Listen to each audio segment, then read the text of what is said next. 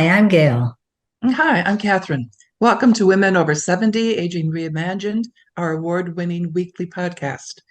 Please join Aging Reimagined Circle, our sustaining membership fund, so we may continue to inspire women to age with curiosity, courage, and creativity. Aging Reimagined Circle hosts probing discussions each month on Zoom, so visit our upcoming events at womenover70.com and join today. And today we are really pleased to welcome Sara Gilfert, who is 94, to our podcast. Sara lives with her daughter, Susan, a librarian, and she was referred to us by an earlier guest, Barry Dilley. Sara grew up in Wisconsin and was the third child of four. It was at Antioch College in Ohio that she met her husband. They were married for over 60 years before he passed away 10 years ago.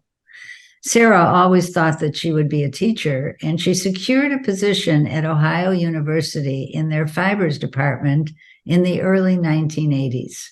She continued to study fibers, excelled at weaving, clothing construction, and embroidery, and much later became interested in hand paper making. Since 2003, she has had her own paper studio, Paper Circle in Nelsonville, Ohio, and employs two other artists. Her artwork is also displayed on Arts Washington's website. A grant from the Ohio Arts Council has supported a 4-year apprenticeship program where Sara passes on her knowledge of hand paper making, specifically making paper from the bark of the paper mulberry tree, to one of the staff. Paper making requires upper body strength and flexibility. Sara has lost some of those abilities with age, but the apprentice is carrying on wonderfully. Sara's involved in community affairs and of late is writing about her own personal experiences. Failing vision and hearing do slow her down. But Sara, you started out in journalism and you ended up in education. Can you tell us more about that? I don't know. Journalism was just sort of a passing fancy that I had when I graduated high school. And when I got to college, they said I had to claim a major study, and I just thought journalism. And that was one of the recent courses I'd had in high school as a senior. I wasn't really terribly interested in journalism. It was just, it was sort of a passing thing in my mind. And I just kept on taking whatever interested me in the course offerings, and it turned out to be sort of heading toward education. But I didn't want to be a school teacher for the young children. And there wasn't really too much left for me to say what my major was. But there it was just a confused thing because I was confused about my goals in life. How did you get into fiber? Well, I happened to see that there was a workshop being offered by one of the grad students at Ohio U, and decided to take it. And it was paper making, and so there was something that sort of clicked in my mind and heart with paper making. It just became, I was sort of like infected by it. And I just kept working toward that end of educating myself as a paper maker. I then joined the International Association. It was called Friends of Dart Hunter at those days, and now it's called National Association of Hand Paper Makers. They changed their name. Same group, But of course, every year they enjoy increase in memberships, and it's international and fascinating group. I mean, I really learned a lot by going to the annual conventions and all of the workshops that were offered through that membership. And that uh, got me to travel all over the country for these workshops and enjoy a number of very good artists offering the workshops. And it just kept increasing my understanding of hand paper making. Could you take us through the process a little bit? Well, the process, well, you have to find a fiber that you want to work with. It could be as common as cotton. Oh, and it would be starting with the raw material. Uh, and much of what I've been doing in more recent years is working with the inner bark of the mulberry tree, which I learned about when I went to Japan. I went to Japan in the early 70s because my husband was elected as a visiting professor in a burgeoning school in one of the cities near Nagoya. And so he took a tour of duty there, and I went also. And the second time he was invited to go there, I also tagged along and continued my relationship with the paper maker I had met the previous time. This paper maker, I know his name. Now I can't think of it. It's that awful. All right. That's okay.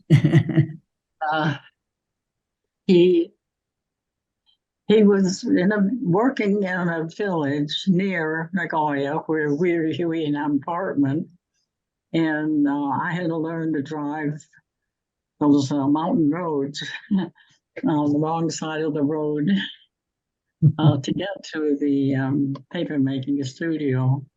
It was kind of scary, but I did it, and I'm really glad of it. Uh-huh. And so when you create paper that way, what do you have to do to the bark?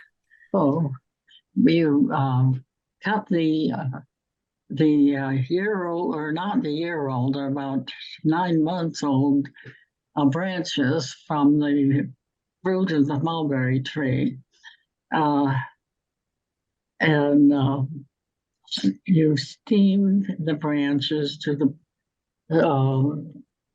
condition that they can be easily peeled, because the steam will sort of loosen the bark from the branch. And then inside that bark that's peeled, you'll see a very silky looking white fiber that's on the inside. That's what you need to scrape off that branch, that white fiber, and that's the fiber for the paper. Paper is the maceration of fibers, or whatever, and all plant fibers. All plants have some fiber in them that could be made into paper. Even your garden plants you have outside your house, or things like what you eat, carrots and cabbage and things like that. Even onions, you can make paper from the fibers found in those plants. But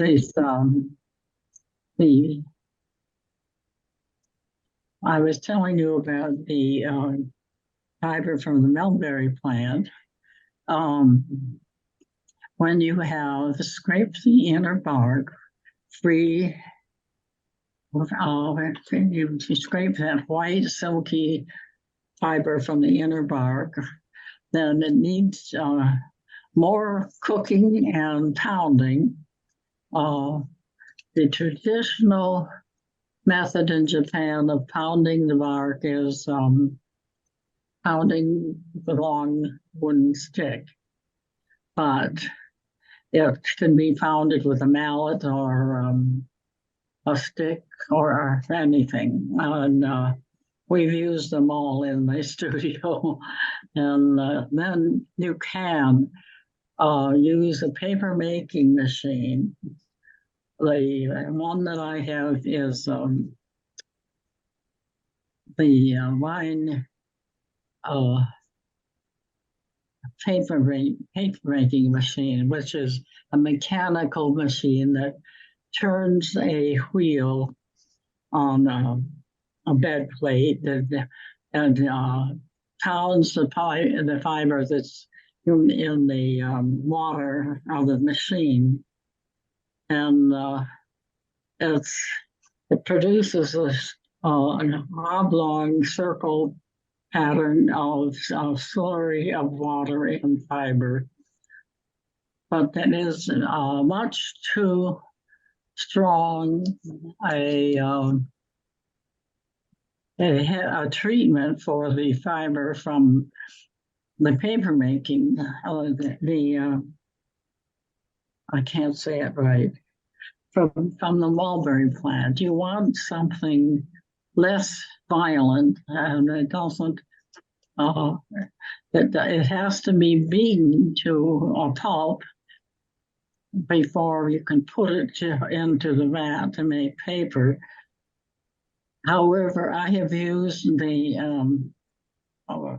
colander beater in my studio very, very lightly so that the pulp is not treated too severely. It does prevent hours-long beating with a stick, which accomplishes the same thing. Yes. Thank you. That was very interesting. So Sarah, how is your paper used? What is it used for? Oh, we can use it for anything we decide. It can be used for things like writing on with handwriting, that is, or typing. They can be if it fits the printer in a modern printer machine, 8.5 by 11, then it could be printed in the machine, or it can be folded with envelope folding. The traditional look of an envelope can be folded from that paper.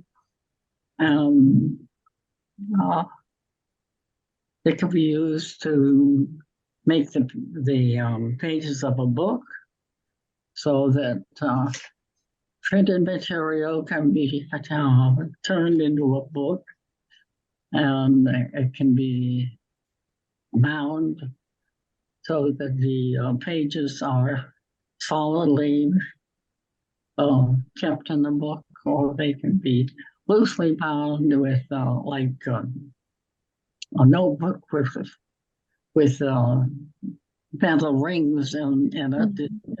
You can just put the 3 holes in the paper and put it inside of an ordinary binder. Mm-hmm. And also you do art on the paper that you make? Yes. Yeah. Yeah. Yes. Art as a medium of paper has been what I have concentrated on in my own studio.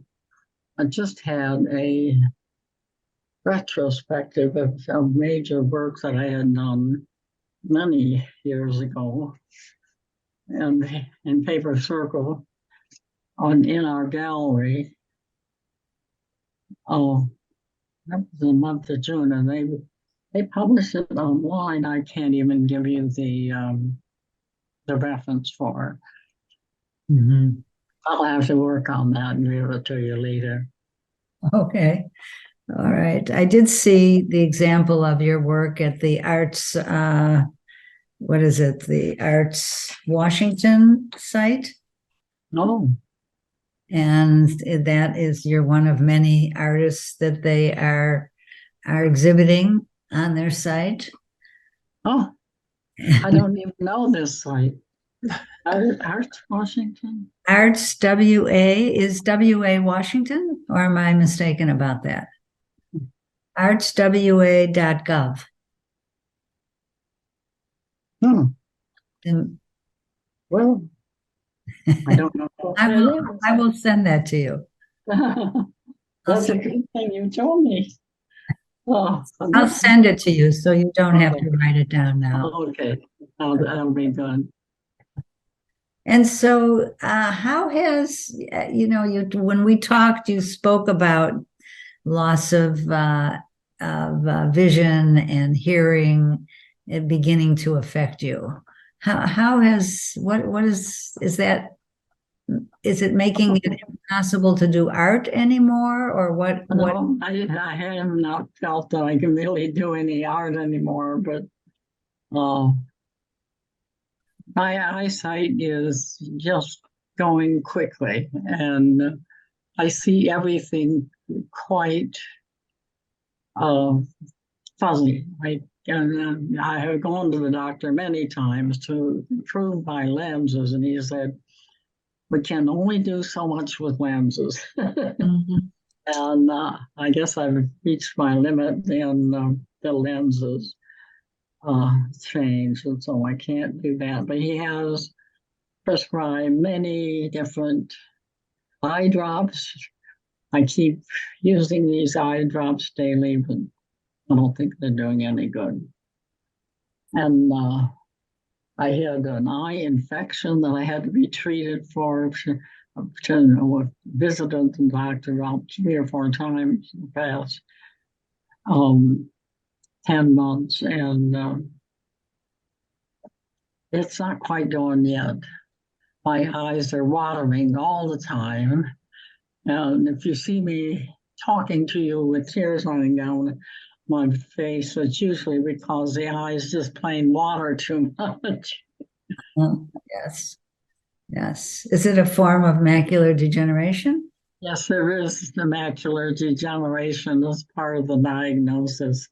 Mhm. Yeah, I'm sure that's tough.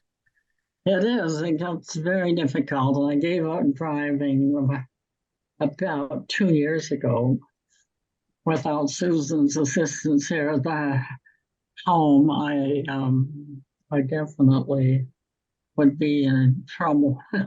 I'd have a very restricted life.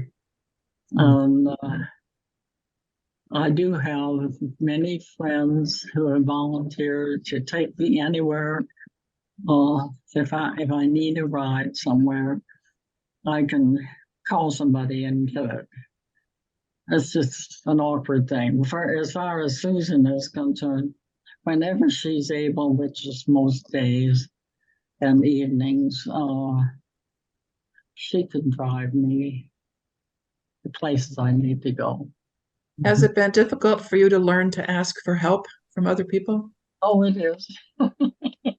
It is difficult for me to learn. I'm getting better at it. Yeah, yeah. And the fact that my hearing is also failing. Of course, I've been to the doctor many times with that, but I, I guess there isn't that much that can be done anymore. Um, the hearing just fades away, and I do have to have someone speaking to me, directing their face to me in order to be able to hear them. And on the computer, it's easy because I'm looking directly at the picture on the computer and the loudspeaker on the computer amplifies the voice loud enough that I can hear what's said to me. How are you? Gail mentioned that you're writing, you're doing some personal writing, and that you're part of a writing group. How are you able to manage the writing part? I do it on the computer. I have once or twice tried to do it with a pen and paper, but my handwriting is extremely difficult to read. Susan has so far been able to decipher what I mean, and she's been able to transcribe some of that.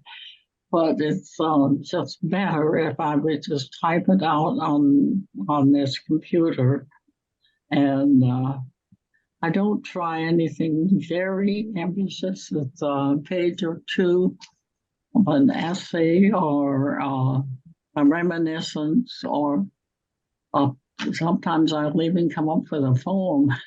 And, it can be done here on the computer. And Susan, as an editor, is very helpful.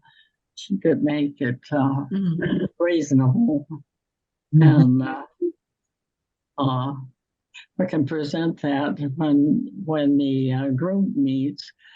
One group meets weekly on Thursday morning, and there's about 8 of us, more or less.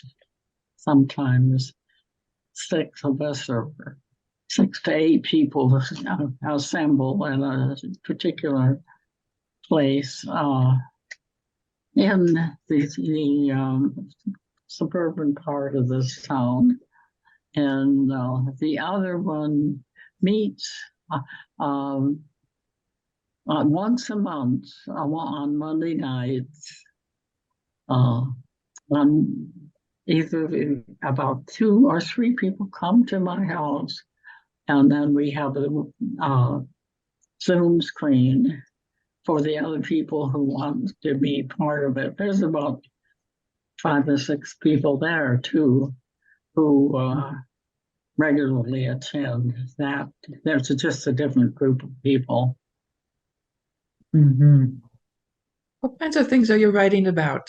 Are you going back into your history or current? Yeah. What are you focusing on? It's mostly my own life, things I remember from my life. I don't know that much about my family history. I could sort of tell you some of the names of my grandparents, whom I consciously never met. The last grandparent who was alive in my lifetime died when I was about 2 years old, and I don't recall that one bit. My sister does remember that. She was about 4 years older than I, and she does remember that grandmother. But the people earlier than my grandparents, I just don't know who they were. So I don't have much in the line of learning my ancestry. I've been thinking maybe I should try that, but there is an ancestry assistant that I could meet up with in the local library here in Athens, but I haven't done it. Uh-huh. Yeah, and are you still active in community affairs? Well, if you say community affairs, I think that I've got an unbroken record for about 64 years in voting in every election.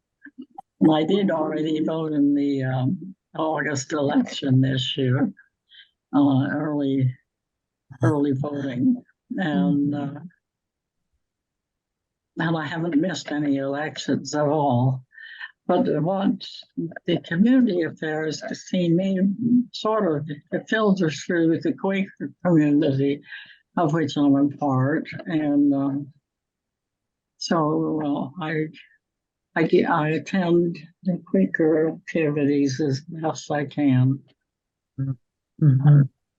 Yeah. Yeah. I'm not on any community political uh, party uh, uh, committees at any times lately.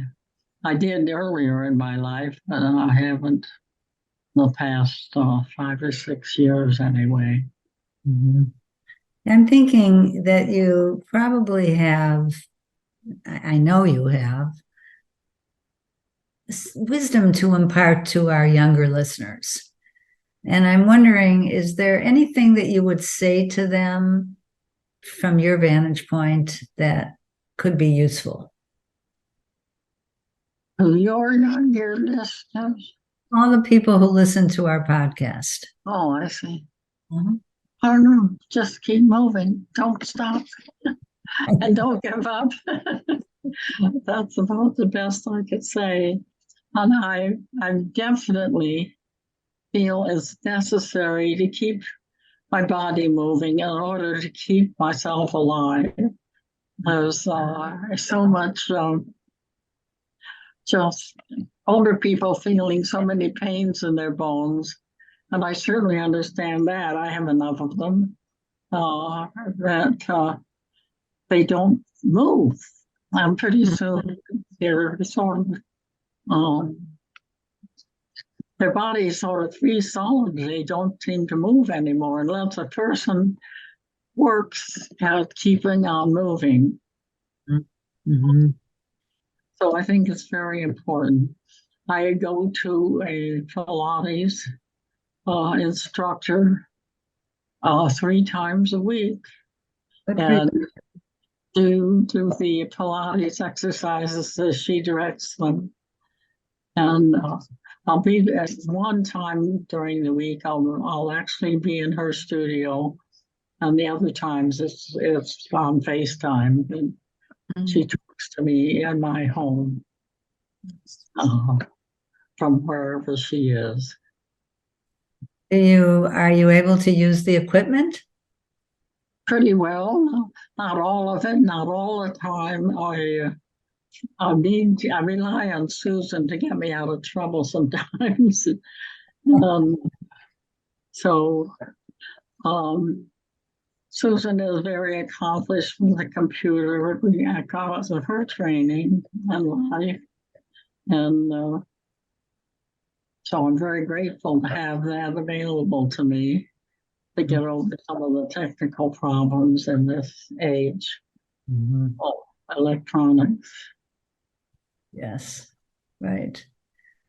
Catherine, did you have any more questions? Well, I'm curious about you went to college, and I'm wondering, was your family education minded? Was it common for young women to go to college where you grew up? Yeah. Yes, not just much in the society, but with my family. Both my parents come from families who were populated with teachers and preachers. Both families know that. My mother and father each had preacher fathers, and then in years before all that, their parents also did. Now, my parents had they met while they were in college in Tokyo, Missouri, and so the education and the direction of the lives for my parents, the ones before them, and I hear that the ones before that also. But I have to learn more about the next generation back. It's interesting. You know, Antioch College. Are you graduated from Antioch College? No, I'm not. No. I went 2 years, and because my husband moved to Ohio State University, to continue his education. He went and he got a PhD, but I went with him. And when we lived in Columbus, while he was attending and getting his education, is when our children were born. We have three. And so in this town, I have two of my children, Susan and Ted. And then the second elder son lives in Westchester in Ohio, which is about a 3-hour drive from here. So I get to see my own children often enough and my grown grandchildren.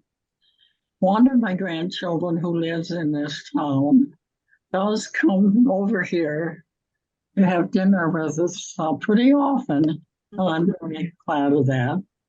The other two who live in the area don't usually come over to see me, but anytime I have a birthday, I'll at least they're invited and they do come. They're in their early 30s, late 20s. Now those grandchildren. Very nice. So it's wonderful to have families so close nearby. It is good. Yeah. I grew up in Wisconsin with no relatives close by at all. And so I didn't get to be acquainted with them. I'd always heard as a young child that I had a cousin in Chicago, but that was 100 miles away from my home. And that was a real barrier in those days. Yes. Traveling in my younger life was not a thing to be done. Sounds like you made up for traveling. I have made up for it. Sara, is there anything else you'd like to say, as our time is way too short to be together? Well, when you mentioned my travels, there's a number of traveling. I'm not only to Japan, but I have traveled to Mexico. I don't think to Canada really, and I have been in China, Malaysia, Burma. Oh, I forget all the countries. Not very much in the European countries. But I did go to Italy. And I think my husband and I did take a tour of Europe one time. We touched on bases in Holland and Germany and Italy, on a little bit of France. And later on, we did, when we were married 50 years, we went back to France and had a celebration on the south coast of France. Oh, a little house that we rented for that. Nice. Sounds romantic. Yeah. Well, we can't thank you enough for being on our show with us today and for sharing your story, Sara. It's been most enlightening and interesting. Your life has been interesting, and we appreciate your being on Women Over 70 Aging Reimagined. Thank you so much for inviting me. And listeners, thanks to your loyalty, our numbers are growing all across the country and overseas. This is a good thing. Still, we need more subscribers, so you can subscribe on our YouTube channel, Women Over 70 Aging Reimagined, or wherever you find our podcast. And we'll see you next Wednesday. All right. Thank you.